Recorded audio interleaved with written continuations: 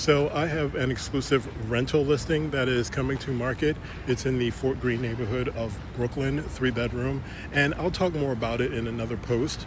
But one thing I did want to mention is that this is a sublet in a co-op building, and I wanted to talk a little bit about the differences between renting in a rental building versus renting in a co-op building.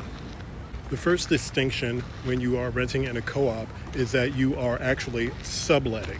No matter whether you live there for a year, whether you live there for 20 years, it is considered a sublease agreement. You are subletting that apartment. So be familiar with that term, that you are a subletter. The other thing I wanted to point out was that even though co-ops each have their own rules, the overwhelming majority of co-ops will want you to complete a board application in order to sublet the apartment.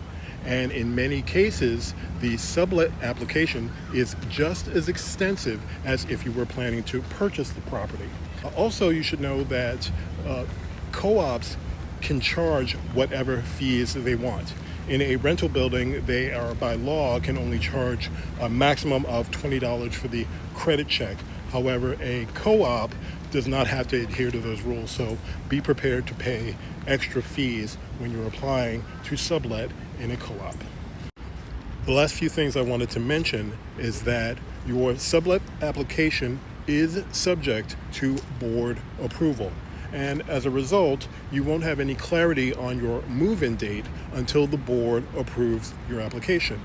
And unfortunately, there is no guarantee that the board will approve your application.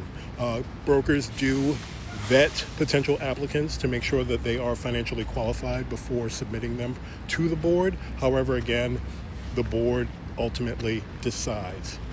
On the plus side, what happens is because you have to jump through all of these hoops, co-ops, sublets and co-ops tend to be a little bit below market value. So you're definitely going to get a little bit more bang for your buck, but you do have to put a lot more work and effort into it. Okay, hope this helps. Later.